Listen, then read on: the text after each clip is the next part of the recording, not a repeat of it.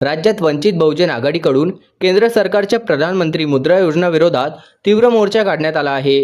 कर्ज वितरणातील कथित गैरव्यवहार, लाभार्थ्यांची अपूर्ण यादी आणि प्रत्यक्ष गरजूंना लाभ न मिळाल्याच्या आरोपांमुळे हा आंदोलनाचा मार्ग अवलंबल्याचे पक्षाने स्पष्ट केले आहे। मोर्चामध्ये मोठ्या संख्येने कार्यकर्ते, युवक व लघु उद्योजक आणि महिला सहभागी झाल्याचे दिसून आले।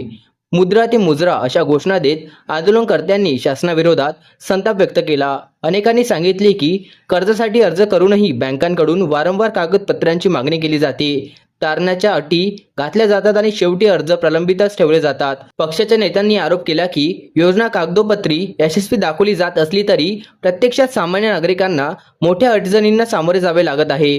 त्यामुळे कर्ज वितरणाची स्वतंत्र चौकशी करावी, सर्व लाभार्थ्यांची अधिकृत यादी जाहीर करावी आणि गैरप्रकार आढळल्यास संबंधित अधिकाऱ्यावर कठोर कारवाई करावी अशी मागणी करण्यात आली। मोर्चा दरम्यान प्रशासनाला निवेदन देण्यात आले असून मागण्या मान्य न झाल्यास राज्यभर आणखी तीव्र आंदोलन छेडण्याचा इशारा देण्यात आला आहे। दरम्यान शासनाकडून या आरोपांवर अधिकृत प्रक्रिया येणे बाकी आहे। आता या प्रकरणावर सरकार काय भूमिका घेते याकडे सर्वांचे लक्ष लागले आहे।